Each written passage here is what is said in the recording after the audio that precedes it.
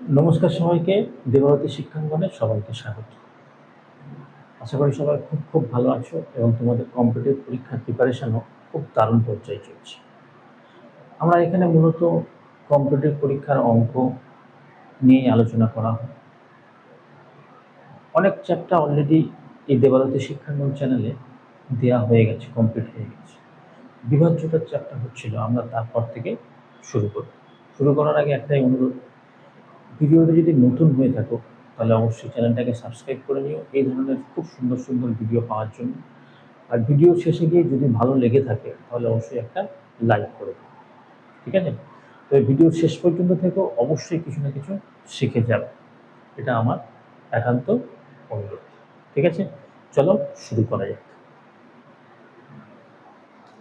আর একটা কথা, অনেকগুলো পার্ট অলরেডি এই চ্যাপ্টার দেওয়া হয়ে গেছে, সেগুলো অবশ্যই দেখে নিয়ে এই পার্টটা দেখো, তবে তোমাদের বুঝতে সুবিধা হবে। চলো শুরু করা যাক।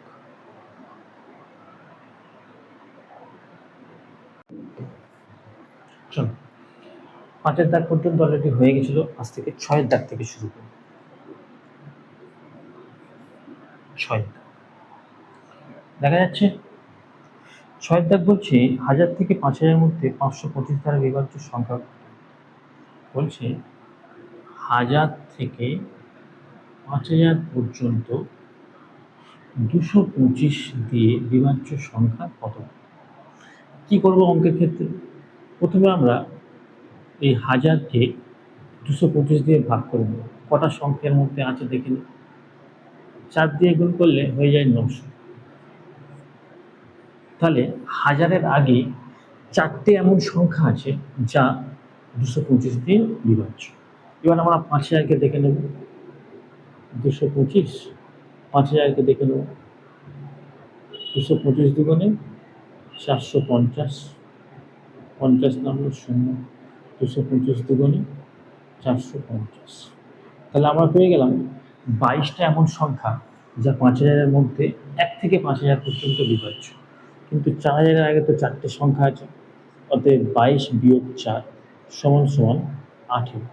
তাহলে 18টি এমন সংখ্যা আছে যা 1000 থেকে 5000-এর মধ্যে অবস্থিত এবং সেটা 225 দিয়ে বিভাজ্য। বোঝা গেল কি? চলো পরের দাগ দেখি।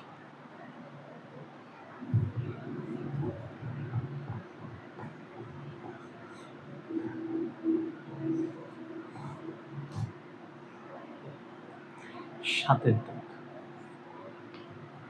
7-এর দাগ বলছে 50 থেকে 300-এর মধ্যে 2 ও 3 দ্বারা বিভাজ্য সংখ্যাগুলি থেকে। একই রকমের টাইপের অঙ্ক, 50 থেকে আর 300 পর্যন্ত, ঠিক আছে?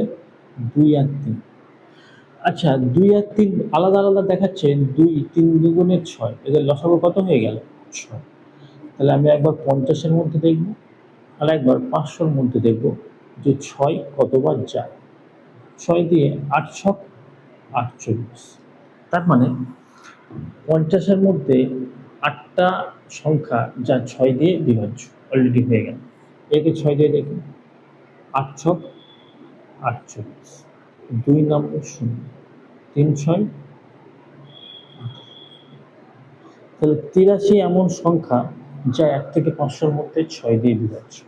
83 থেকে যদি 8 বিয়োগ করে দিই, 83 থেকে 8 বিয়োগ করে দিলে কত হয়? 3, 75। 75টা এমন সংখ্যা আছে যা 2 এবং 3 আর 6 দিয়ে বিভাজ্য। কয়ের দাগ? 7-এর দাগ। আচ্ছা সরি, এটাকে 300 আছে, আমি এটাকে 500 ধরে নিয়েছি, সেই জন্য অঙ্কটা হলো না। 3 দিয়ে করে নাও। 5 ছক 30। অঙ্কটা 500 ধরা একটু গুলিয়ে গেল। 5 ছক 30, 50। মানে 50টা এমন সংখ্যা আছে যা 300-র মধ্যে বিভাজ্য। তাহলে 50টা আছে, 8টা তো বাদ দিতে হবে। তাহলে হয়ে যাবে কত? 42টা এমন সংখ্যা যা 2 এবং 3 উভয় দিয়েই বিভাজ্য। 7-এর দাগে ডি হয়ে যাবে সঠিক উত্তর। চলো 8-এর দাগ দেখো।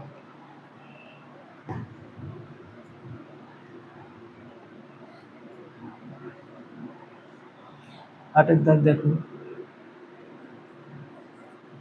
আটের দাগ বলছে 7, 7, 5, 6, 8, 9, 6 এই সংখ্যা কোন ক্ষুদ্রতম সংখ্যা যোগ করলে 11 দ্বারা সম্পূর্ণ বিভাজ্য? কোন ক্ষুদ্রতম সংখ্যা এর সাথে যোগ করলে সংখ্যাটি 11 দিয়ে পুরো বিভাজ্য হয়ে যাবে? আমরা তো জানি 11 দিয়ে বিভাজ্যের নিয়ম। 11 দিয়ে বিভাজ্যের নিয়ম কি? জোড় এবং বিজোড় সংখ্যা স্থানীয় যোগফলের অন্তর যদি 0 অথবা 11 হয় তাহলে 11 দিয়ে সেটি বিভাজ্য যাবে। তাহলে একবার দেখে নিই, 7 যোগ 6 যোগ 9, আর এপারে আছে 5 যোগ 8 যোগ 6, তাহলে 7, 6, 13, 13 আর 9 কত হয়ে যাবে? 22, আর 8, 5, 13, 13, 6 কত হয়ে যাবে? 19। তাহলে 19 আছে আমাকে 22 করতে হবে, কত যোগ করতে হবে? 3 যোগ করতে হবে, 3 হয়ে যাবে সঠিক উত্তর। 8-এর দাগে এ হয়ে গেল সঠিক উত্তর। কি বোঝা যাচ্ছে তো? চলো 9-এর দাগ দেখো।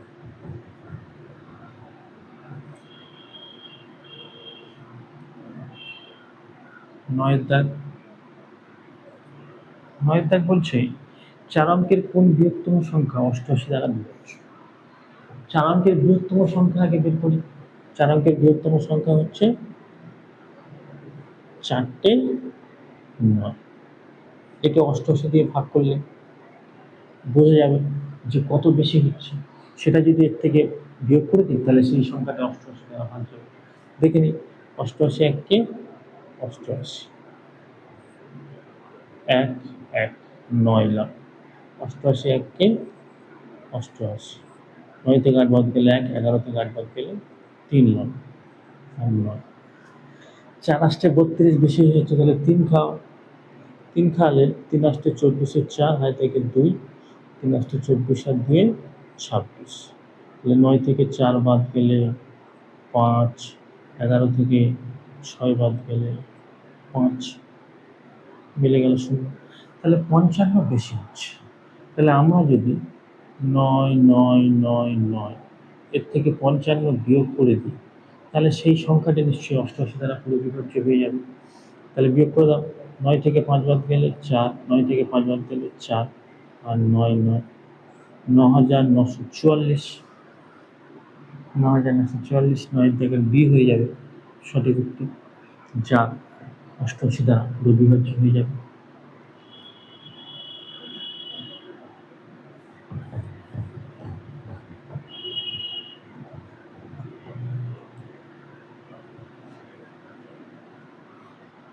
এবার 10-এর দাগ দেখি। 10-এর দাগ, 10-এর দাগ বলছে 5 অঙ্কের কোন ক্ষুদ্রতম সংখ্যা 88 দ্বারা বিভাজ্য? তাহলে 5 অঙ্কের ক্ষুদ্রতম সংখ্যা আগে বের করি। 5 অঙ্কের ক্ষুদ্রতম সংখ্যা মানে কি? একটা 1 আর 4টে 0, সেটাকে বলা হয় 5 অঙ্কের ক্ষুদ্রতম সংখ্যা।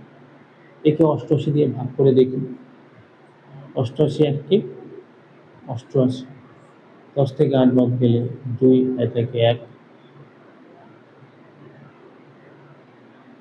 9, 10 থেকে 9 বাদ গেলে 1, 12, 0, 88 এককে 88, 10 থেকে 8 বাদ গেলে 2, এ থেকে 1, 12 থেকে 9 বাদ গেলে 3, 0 নামলো, 4 তো যাবে না, 3 যাবে, 3 আসতে 24, 4 হাই থেকে 2, 3 আসতে 24 আর 2 26, অতএব 10 থেকে 4 বাদ গেলে কত হবে?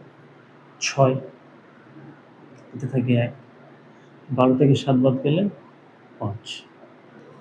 তাহলে আমরা দেখতে পেলাম যে 56 বেশি হচ্ছে, মানে 10,000 থেকে 56 যদি বিয়োগ করে দিই তাহলে হয়ে যাবে সেটা 4 অঙ্কের বৃহত্তম সংখ্যা। কিন্তু বিয়োগ তো করা যাবে না, যোগ করতে হবে। তাহলে আমরা দেখতে পাচ্ছি 88 থেকে 56 কত কম? 8 থেকে 6 বাদ দিলে 2 আর 8 থেকে 5 বাদ দিলে 3, তার মানে 32 কম হচ্ছে। তাহলে এর সাথে যদি আরও 32 যোগ করে দিই তাহলে সেটি 88 দিয়ে ভাগ চলে যাবে। তাহলে 10,000 আরও 32 যদি যোগ করো তাহলে হয়ে যাবে 10,032। যা 88 দিয়ে পুরো ভাগ চলে যাবে। কি বোঝা গেল? বুঝতে পারছো তো? চলো পরের দাগ দেখো। আজ এই পর্যন্ত থাকলো। যদি ভিডিওটা ভালো লাগে তাহলে অবশ্যই একটি লাইক করে দিও এবং চ্যানেলটাকে একটি সাবস্ক্রাইব করে নিও, যাতে এই ধরনের ভিডিও তুমি সবার আগে পেতে পারো। চ্যানেলের সাথে জুড়ে থাকো, আশা করি উপকৃত হবে। তোমার অঙ্ক উন্নতি হবেই, এটুকুনি বলে দিচ্ছি। প্রথমে কনসেপ্টের ক্লাস, তারপরে ধীরে ধীরে সুবিদ্যা স্যারের বই থেকে অঙ্কগুলো সলিউশন করো। আগে কনসেপ্ট, তারপরে ধীরে ধীরে অঙ্কগুলো আমরা সলিউশন করছি। এই পর্যায়ে পরপর হয়ে যাচ্ছে। ভিডিওর সাথে জুড়ে থাকো, অবশ্যই তুমি সফল হবে। ঠিক আছে? আর ভিডিওটা এতদূর দেখার জন্য অশেষ অশেষ ধন্যবাদ। নমস্কার।